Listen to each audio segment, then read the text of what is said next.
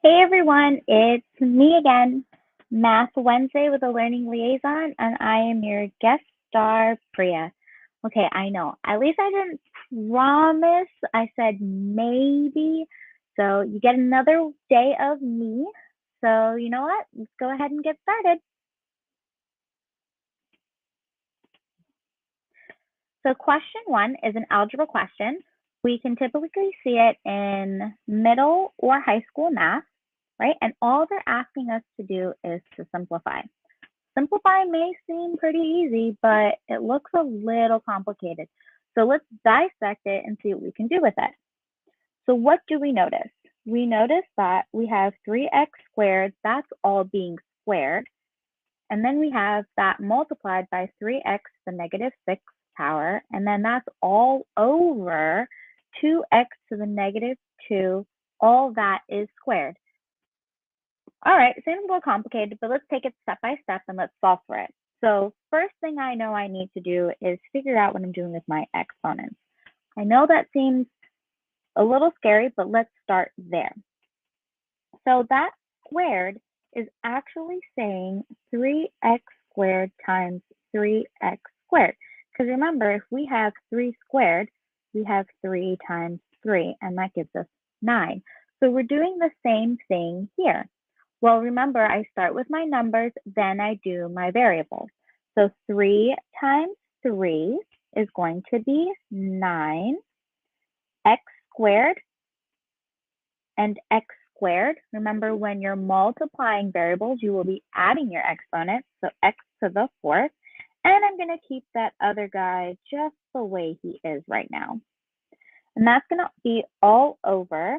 Remember, that will be 2x minus 2 times 2x to the negative 2. So 2 times 2 will give me 4. Keep my x, and remember, I'm adding my exponent, so negative 2 plus negative 2 will give me negative 4. Okay, no problem. That doesn't seem so bad. But let's figure out where we're going to go from there, because we don't like negative exponents. Well, what can I do? Before I move forward, I want to take care of this numerator.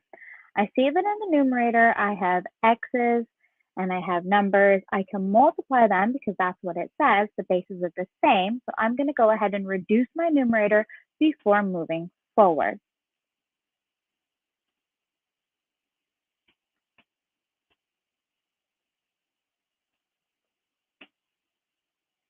We're going to go ahead and do 9 times 3, which is 27. And then we're going to add our exponents. 4 plus negative 6 will give me x to the negative 2 all over 4x to the negative 4. Okay. Then what do we do after that? We don't like these negatives. So there is a rule that says that we can flip them, take the reciprocal of them to make them positive. So I'm going to not touch my 27 and 4 because technically right now what's going on is I have 27 over 4 times x to the negative 2 over x to the negative 4. I can break it up like this. So when I take the reciprocal of that negative x to the negative 2 and x to the negative 4, I'm going to flip from where they are, and I'm going to have a positive number. 27 over 4. So now I'm going to take my x to the 4th and x squared. Almost there. Last step, when I'm dividing exponents, when I'm dividing variables that are the same, I will be subtracting my exponents. So I will have 27 over 4. And then here I have 4 minus 2 to give me x squared. So I'll still have 2 left. Now we have to find our answer choice that looks like that. And here it is C. Winner, winner, chicken dinner. See, simplifying for algebra doesn't seem so bad. Let's try number 2. Number 2 is a coordinate plane problem. It's middle school or high school level. And what are they asking us? What is the midpoint of point A, which is negative 20 and 8, and point B, which is 5 and 3? So before we move forward, we need to know what the midpoint formula is. Some reference sheets have it, but just in case you don't, what is it? It's going to be x2 plus x1 all over 2, and then y2 plus y1 all over 2. Remember, they're looking for a point, so we need to have two numbers that look just like a point. We're going to have the x in the first place and the y in the second place. Don't confuse them. So let's go ahead and label our x and y's. I'm going to label my first point with x2 and y2, and I'm going to label my second point as x1 and y1. Does not matter how you label them. All that matters is how you plug them in. You could have done the reverse. Like I said, doesn't matter. So here we go. We know that it's going to be over 2. We know the other one's going to be over 2. Now let's plug in what we know. I have negative 20 plus 5, and then I have 8 plus 3. All right, now when I do the numerator, what do I get? Negative 20 plus 5 will give me a negative 15 all over 2. And my 8 plus 3 is going to give me 11 all over 2. But my answers are in decimals. Remember, that doesn't bother us. We take them and put them in the calculator, or we reduce. So 2 goes into negative 15. We end up getting what?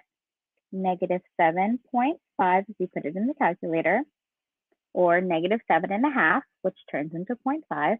And then we get 2 into 11 is 5.5, or 5.5. So we're looking for an answer choice that looks just like that. And it just so happens to be C. Winner, winner, chicken dinner. All right, so here, all we needed to know was a formula, how to plug in our points, move forward to find our answer. Doesn't seem so bad. Question 3. Question 3 is a geometry problem. It's a middle or high school level math problem. So let's see what they're asking. Which of the following could represent the measures of two angles of a triangle that is both acute and isosceles? So what's our key here? We need to make sure that it is acute and isosceles. But before we can do that, we need to know what they mean. Well, acute means what? Remember, cute things are small and tiny. So acute means that the angle will be less than 90. It's an angle less than 90. Okay, so now we know what acute means, but what does isosceles mean? Isosceles is a type of triangle that has what? Two sides that are the same.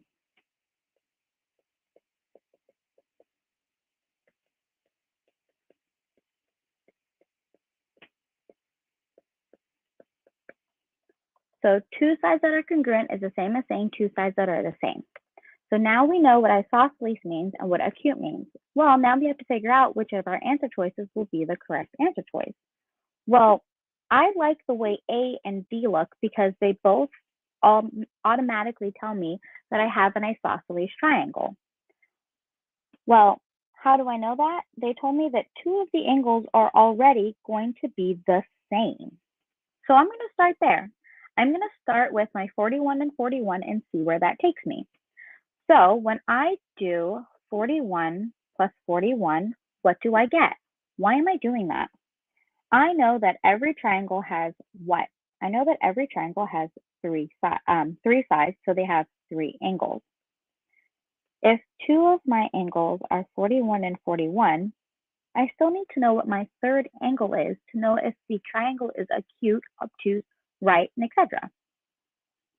So we have to figure out what our two angles at the bottom add to equal to figure out our third angle. When I add 41 to 41, I get what? 82. When I subtract that from 180, what do I get? Minus 82 gives me 98 degrees. Well, 98 is not an acute angle. 98 is obtuse. So A is actually an obtuse angle, which is not what we're looking for. So that is not our answers. So let's go ahead and try 60 and 60. Well, 60 plus 60 gives me 120. 180 minus 120 gives me what? 60 degrees. Well, 60 degrees is acute. So is D my answer choice? No, no, no. It's not just about being acute. What else is it about? It's about being isosceles. A triangle that has 60, 60, 60, all three angles that are the same means that it has all three sides that are the same, which means that this triangle is what? An equilateral triangle. Equilateral is definitely not what we're looking for. So now I'm left to choose between B and C. I'm going to try B in hopes that that is my answer choice. So I'm going to add 58 and 64. What do I get? Get 122. I need to see what my third angle is, so I subtract 122 from 180 and I get what? 58. So now I check to see if it pans out to what we're looking for. Do I have all acute angles? 58 is acute, 64 is acute, 58 is acute. Acute, yes. Now, is it isosceles? I have two angles that are the same, which means it is isosceles, which is our answer. So winner, winner, chicken dinner, B is what we're looking for. Remember, you're welcome to use the chat to ask any questions that you have as I'm going through these. All right, here we go. Number 4. Number 4 is a geometry problem. It kind of falls into trigonometry as well because we will end up using a trig function just to give you a hint, but it is seen at the middle, high, or college level. All right, so they're just asking us to solve for x, and they haven't given us anything else. They've just given us this triangle, what looks like an angle over here, a side over there, an x at the base, and we just have to figure out what to do. Anytime I see stuff like this, the first thing that comes to mind is always SOHCAHTOA. Well, let's figure out which one we're going to use. I know that I have my hypotenuse, so I'm not going to use tangent. And I have to figure out where x is compared to the 51. It is opposite of 51, which means I'm going to use sine. Sine of what? Sine of 51 is equal to my opposite over my hypotenuse. So I'm going to have my x all over 19. Go ahead and solve for x, which means we have to do the opposite operation, which is multiply 19 onto both sides, and we get what? We end up with 19 sine of 51 is equal to x. When you put that in your calculator, you get that x is equal to a value of 14.77, which is the answer we're looking for because it's right there. So winner, winner, chicken dinner, our answer is B. These problems don't seem so bad when I'm doing it with you. But if you had to draw this all on your own, make sure that you follow the directions that they give you based on what they're saying Make sure you're not adding more to it. They don't always give you a picture. Okay, let's go to number 5. Number 5 is what? It is a ratio problem. I'm realizing that they're really tiny, so next time I do this, I'll make them larger. So it is a ratio problem, and it's a middle or high school problem. So let's see what it says.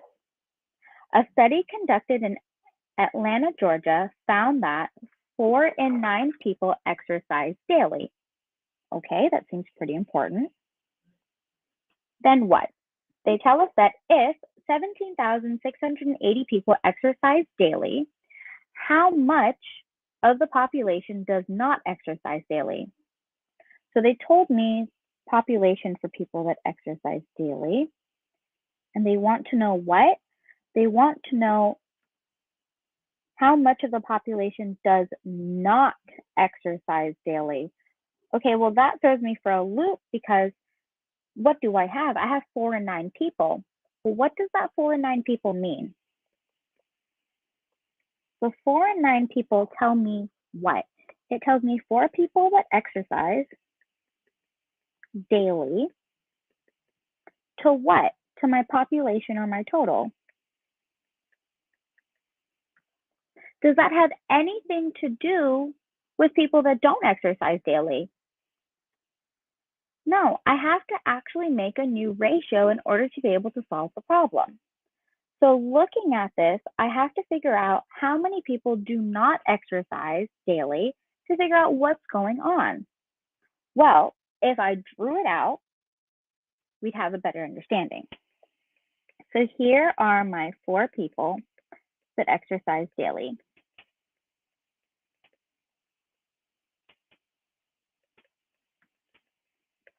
And then how many people do I have in total? 9. So here are 4 people, and let's draw the rest of them.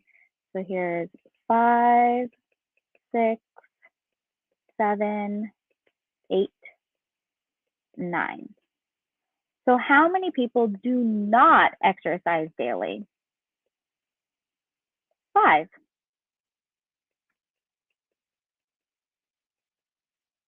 So what should I use as my new ratio in order to solve the problem? I can't use 4 to 9.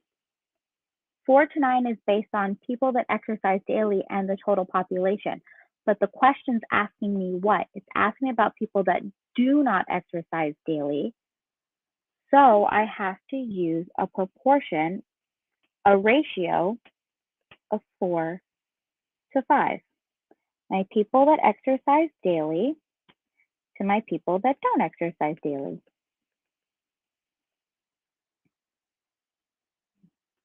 That is what we need in order to help us solve this problem.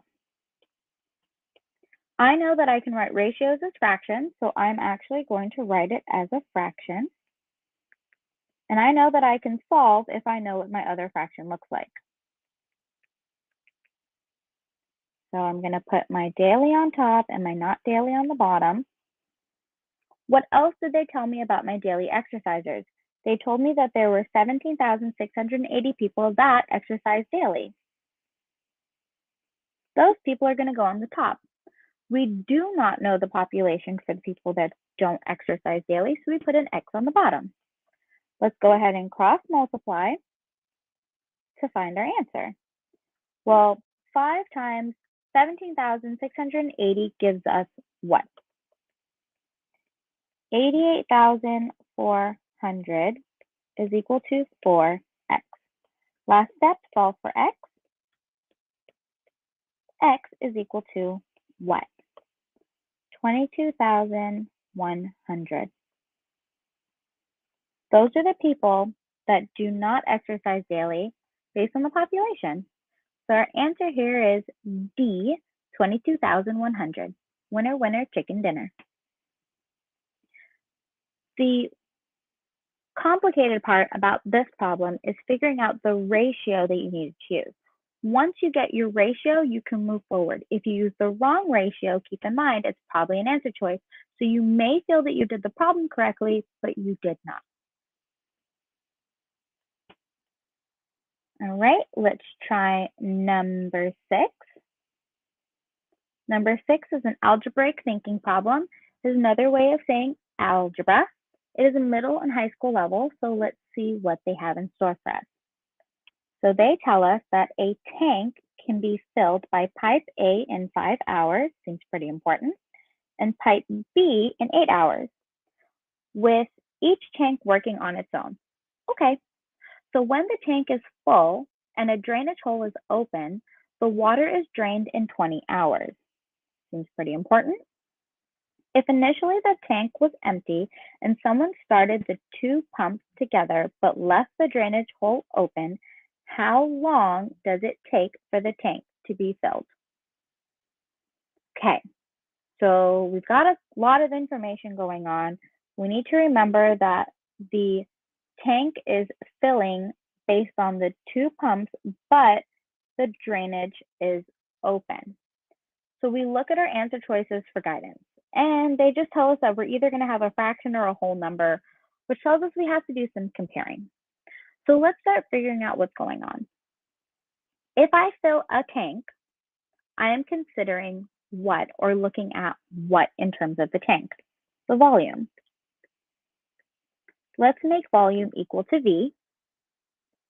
And remember, if the tank is filled, I will have a whole tank filled. So just keep in mind that a filled tank is going to be 1. Why did I do it this way? Well, it helps us because once I start putting some numbers together, it makes more sense. If I have the volume of pipe A over the time that it takes, I will add it to the volume of pipe B to the time that it takes. But considering the fact that the drainage is releasing water, so I'm going to subtract the volume over the 20 hours, and that's going to be equal to a whole tank over whatever the time is for that tank to fill. Okay, but how does that help us? I've got a lot of stuff and a lot of variables and a lot of unknowns. Well, it's okay. We're going to take it piece by piece. If I want to say that the pipes are filling the tank, I should consider it as a whole as well. So I'll have 1/5 plus 1/8 subtracted from 1/20. And that's going to give me my whole tank over however much time it's going to take. Well, we can't compare anything unless we have common denominators. So we look at all of our numbers and we say, well, what is our common denominator here? Our common denominator can be what? It can be 40. So that means I'm going to multiply all of my fractions by a whole fraction to get me a 40 in denominator.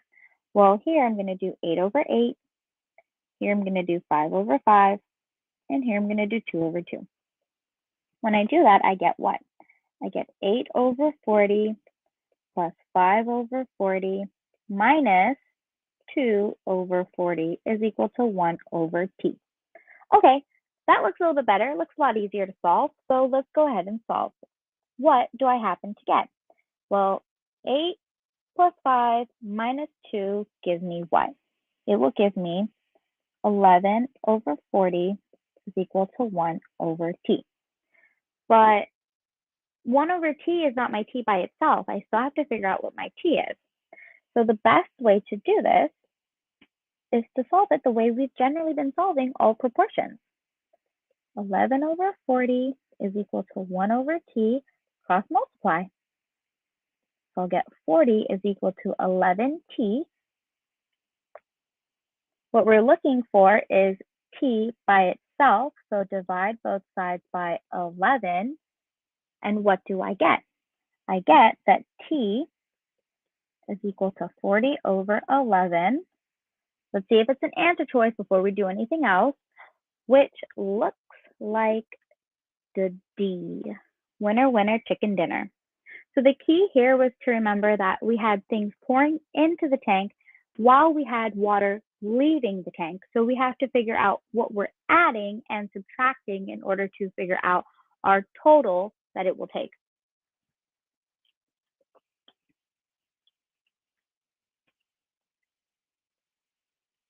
We have another algebra problem.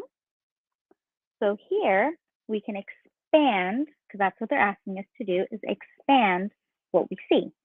Remember, anytime we see an exponent, it doesn't mean to distribute the exponent inside, which automatically tells us that A and D is probably not an answer choice. Let's do this properly. So what are we going to do? I'm going to take x minus 2y, and I'm going to multiply it by x minus 2y. I'm going to multiply it one more time by x minus 2y.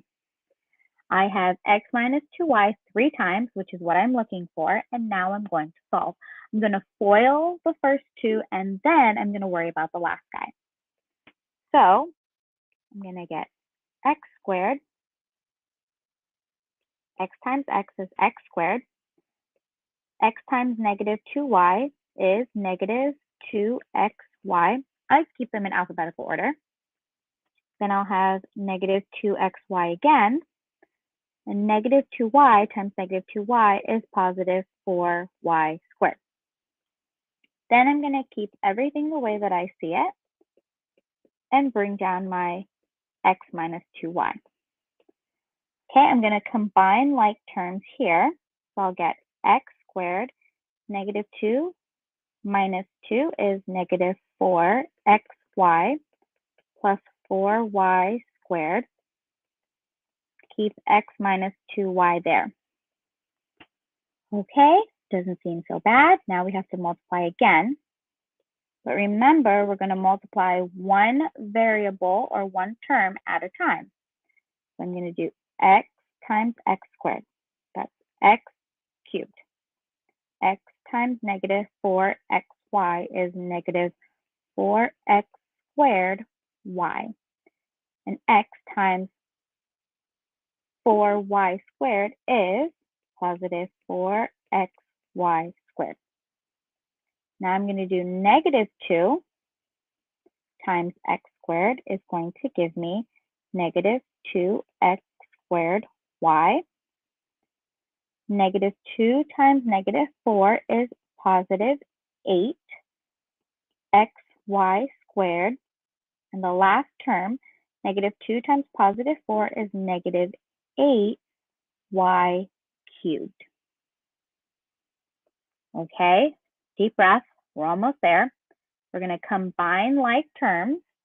So it looks like I only have 1x squared. I meant 1x cubed. Then let's see how many x squares and a y I have. So here's an x squared with a y. Oh, here's another x squared with a y. So I'll add those together and get negative 6x squared with a y, which happens to be b, because I like to glance at my answers while I'm doing it, but I'm going to finish the problem. Then I'm going to see how many x and y squareds I have. I'm going to add them together, 8, 9, 10, 11, 12. And we only have one guy that is y cubed, minus 8y cubed. It's always good to look at your answer choices while you're doing problems like this, because sometimes there is an answer that is a distinct answer that saves you from continuing to do math, especially because what? You're on a timed test. And if you're not on a timed test, then you don't have to worry about all that extra stuff. Just do the problem. But our answer is x cubed minus 6x squared y plus 6xy squared minus 8y cubed. They're lengthy, but not difficult. Just got to keep your stuff in order. Number 8.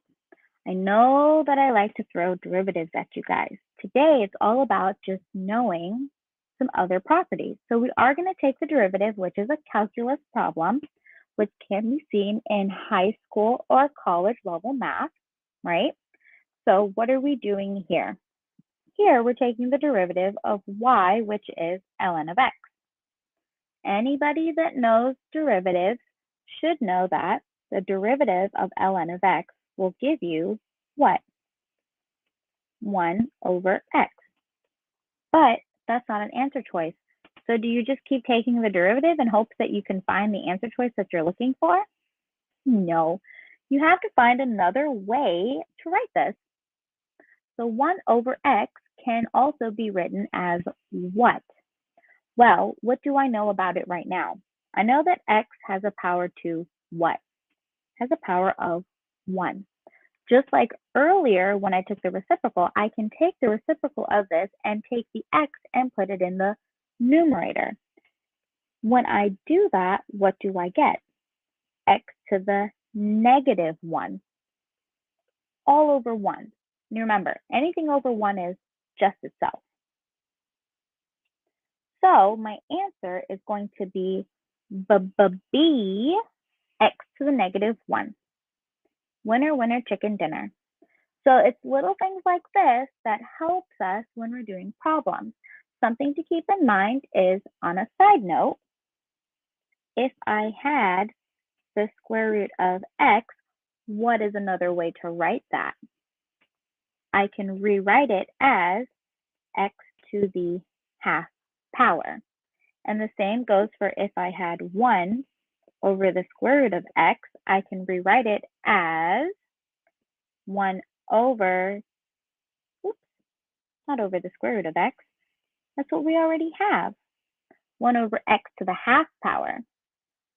Well, when I take the reciprocal of that, that looks like x to the negative half power. And when I take the reciprocal of the square root of x, that turns into 1 over x to the negative half power. So just helping you get some more stuff out of the problems that we do together. Right? So these are little things that will help. Sometimes when you're doing problems, if you know little details like this, it helps you solve a lot easier.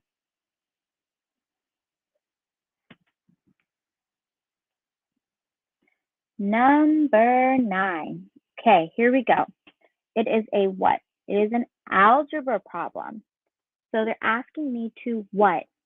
Which of the following equation represents the inverse of this function? Well, how do I take the inverse of the function? You're not going to multiply by the conjugate.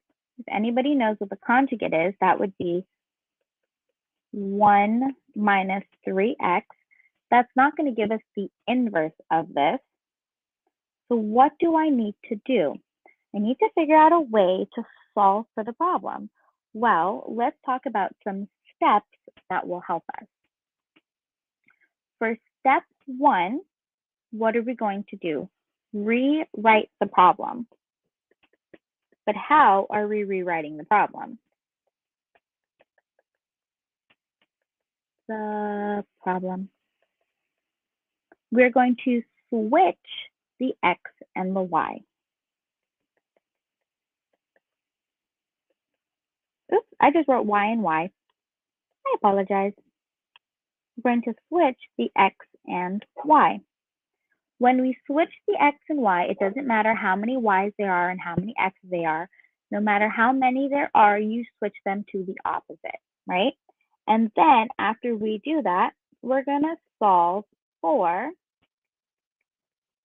the one we were already given solved for. So we are going to resolve the problem for y in this case.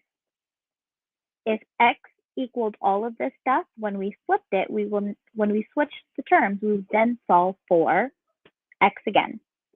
So let's switch our terms and see what happens. So when I rewrite this, what do I have? X is equal to 6y minus 4 all over 1 plus 3y. Okay. I switched them. Now what do I do? Remember, I have to solve for y. So these guys need to eventually be by themselves. Well, I'm looking at the problem and I'm going, Okay, well, I have a fraction and I have a variable by itself, but how am I going to get that fraction to not be so fractiony? I don't know if it's a word, but I'm going to use it. So we want this fraction to be less fractiony. What do I do? What if I change this and said x over 1? Does that make it a little bit easier to solve? Probably does. Keep in mind, what we're going to do here is take the denominator and multiply it onto both sides. So I'm going to multiply the other side by 1 plus 3y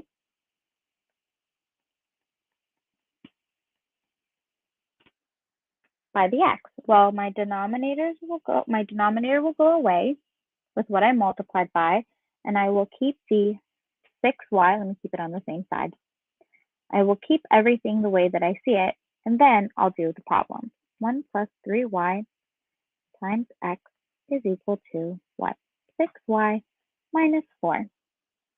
Okay, well, I see that there's some stuff going on, so I don't know what else to do other than to actually distribute that x inside the parentheses. So let's start there.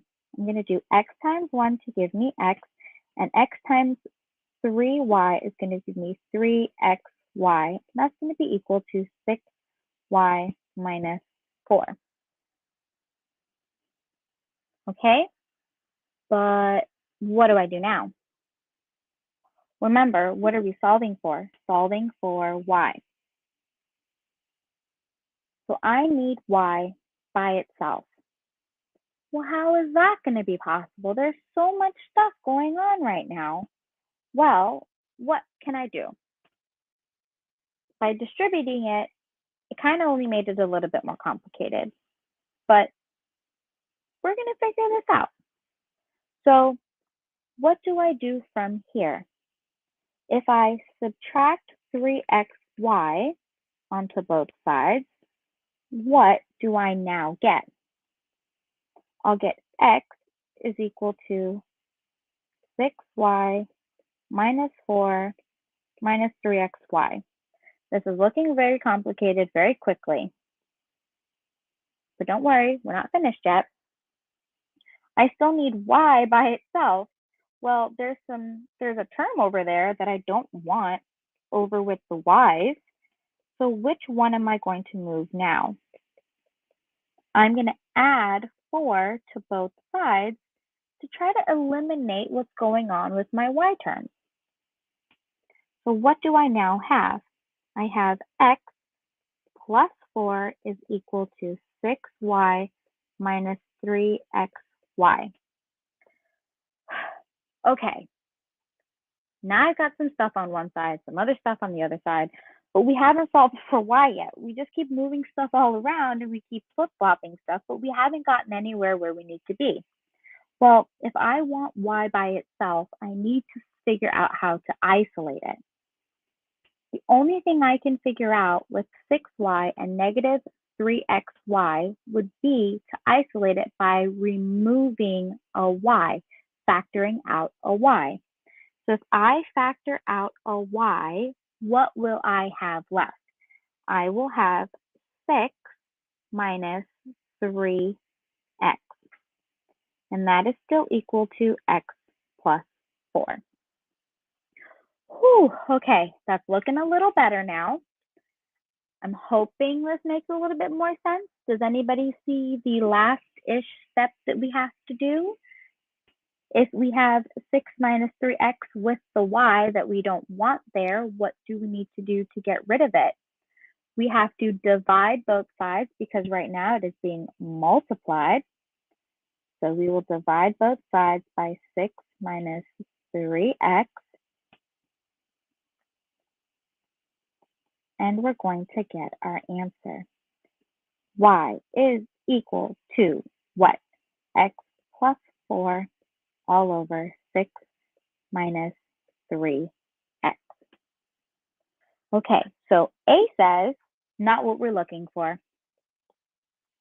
B has a lot of stuff going on, not what we're looking for. C, no, not what we're looking for. There we go. Answer D. Winner, winner, chicken dinner. So here's my advice when you're doing problems that start to look a little complicated instead of a little easier. Push through and see where you can get. Constantly remind yourself, what are you solving for? How do I isolate the term that I need? I started getting pretty ugly. Well, the problem, not me in particular, like to think I'm not ugly. The problem started getting a little ugly over here. We had 4 terms. We weren't getting anywhere closer to isolating the y. But remember, as long as you have all of your y terms on the same side, there's probably going to be a way to help you solve to get the y by itself with some other stuff. And that's what we ended up doing. We ended up factoring out the y to make it easier for us. If you had not distributed the x in this step over here, if you didn't distribute the x, you could have just divided again by the 1 plus 3y, but that wouldn't have taken you anywhere further. You would have just kept moving it back and forth, which was the original when we switched all of our terms. So it's one thing to not know what you're doing, and there's another thing to be like, well, it's ugly, I don't know how to do it, but I'm sure you know how to do the math. You just let the math scare you. All right, here we go, number 10. Here's the last question. So we have a coordinate plane question. And what do we know about it?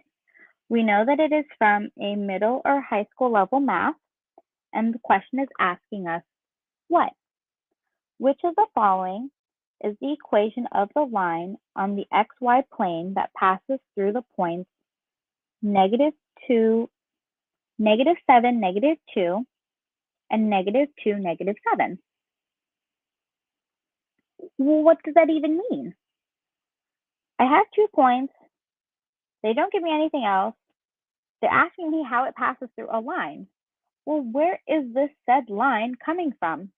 Coming from our answer choices. This is when we use our answer choices to help us figure out what we need to do to solve. So I look at my answer choices and I see what? I see x plus y is equal to -9. I see that -x plus y is equal to -5. I see 2 other answer choices. I see a whole bunch of stuff, but I don't really see how that's going to help me. So you have to start thinking, how can I solve? Well, what did they say that these things were? They said that they were points. What do I know about points? I know that every point will be an x and then a y. And that's the order that they will always come in. That is the order that they will stay in. So I know that by looking at these points, I have what? I have -7 and -2, and then -2 and -7. That tells me that I have an x and a y and another x and a y. We don't need to label them. We're just keeping them separate. So they're just going to be x and y's. Okay, but how does that help me solve using the answer choices?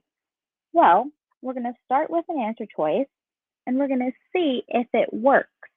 Let's plug in one of the points and see if it works. But don't forget, it can't be 1 point. Sometimes they trick you and they tell you that it works for 1 point, but it has to work for both. So keep that in mind. If it works for 1, that's great. It's okay. But if it works for 2, it's perfect. So let's start with -x plus y is equal to -5. I'm going to use that. I'm going to use that to plug my points in. So my first point is going to be -7. So I have -7 plus -2 is equal to -5. So -7 is going to give me a +7 minus 2 is equal to -5.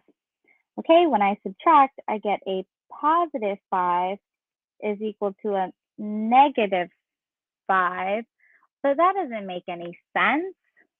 I can't get a -5 is equal to a +5, so that is not the answer we're looking for. Well, C looks different. It's still equal to -5, so let's try it. So now I have x minus y is equal to -5. So we plug in what we know. -7 minus -2 is equal to -5. Here we go. -7 plus 2 is equal to -5. Ooh, this looks promising. So -5 is equal to -5, which works. But remember, we talked about it. If it's equal to 1, it doesn't mean it's equal to both. So we still have to try it for the other problem. I meant the other point. So x minus y is equal to -5 for the second point. So -2 minus -7 is equal to -5. Okay, -2 plus 7 is equal to -5. This is why we always check 5 is not equal to -5. So that means that it's good for one, but it's not good for both. So this is not the answer we're looking for. C is not the proper answer choice. So now we have to choose between A and B. Let's try, I don't know, let's try B. Give us some space. All right, here we go. Let's try B. B says x minus y is equal to -5. I'm going to plug in my points. -7 minus -2 is equal to -5. I'll have -7 plus 2. Remember, 2 negatives gives you a positive, is equal to -5. I'm using -5, but I'm not supposed to. I'm supposed to be using -9. So let me try that again. I got so caught up with all these -5s from last problem. I'm going to write it again. Hold on. -9, -9, -9, -9. Here we go. -9. Okay. -9. I fixed it. So -7 plus 2 is not -9. -7 plus 2 is -5. So B is also not what we're looking for. So we have to try the last answer choice. And we have to try it because we don't know that it works. We don't know that our math was correct. So let's try it. X plus y is equal to -9. All right, here we go. -7 plus -2 is equal to -9. -7 minus 2 is equal to -9. Well, negative, if I owe somebody $7 and I owe them 2 more, I'll owe them -9. So -9 is equal to -9. But remember, just like one of the previous answer choices, we have to make sure it works for both. X plus y is equal to -9. Let's try it for the other point. -2 plus -7 is equal to -9. -2 minus 7 is equal to -9. This looks like our answer choice. -9 is equal to -9. Winner, winner, chicken dinner. Okay, so I finished a little early. That's okay. Something along the line, sometimes when you're taking the test, you can guess any answer choice, right? I didn't have to start with A, and you don't have to start with A when you're on the exam. But this is a good time to talk about different things that you can do. If you choose not to start with A, you work your way through, or you start wherever you like and you can bounce around. But what you have to remember is no matter what you do, just because you have one point that works, it has to work for both, right? I always like talking about family. Family means a lot to me. So it's like having a sibling. You can't just give to one kid and not the other. It's the parent rule. So instead of being done, I wanted to go back to one of the problems, but now it won't let me.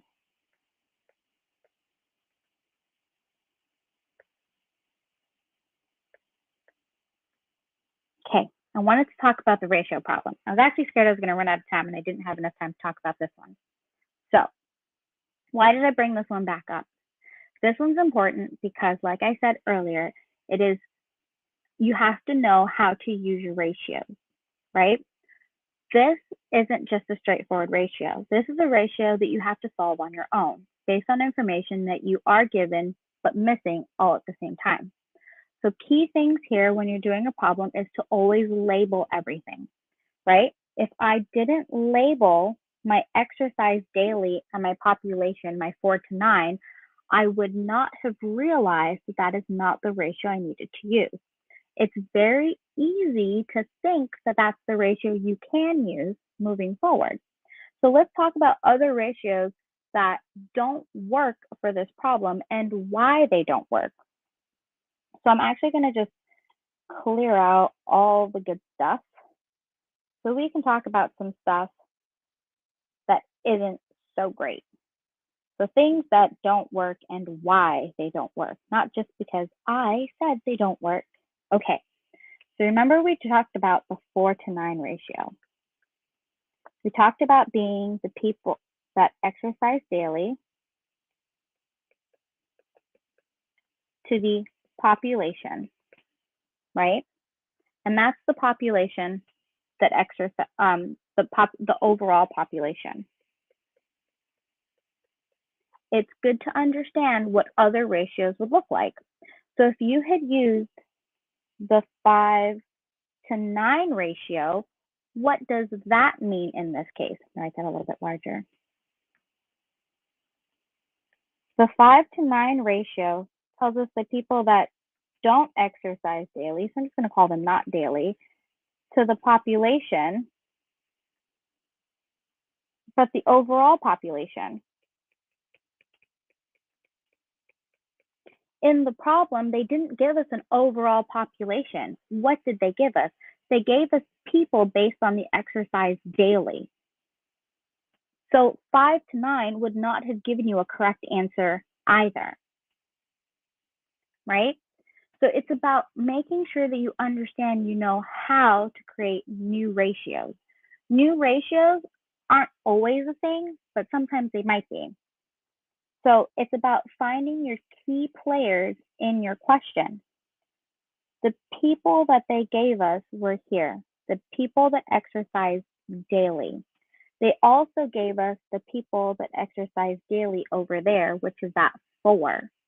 That's 2 pieces of information that we already have in front of us, but then the question's asking us about people that don't exercise daily. They gave us the other piece of the not exercise daily, we just had to find it, okay? So it's always about making sure that you go back and you're making sure that you're using the correct ratios. And if ratios really do bother you, always remember that ratios can be written as fractions.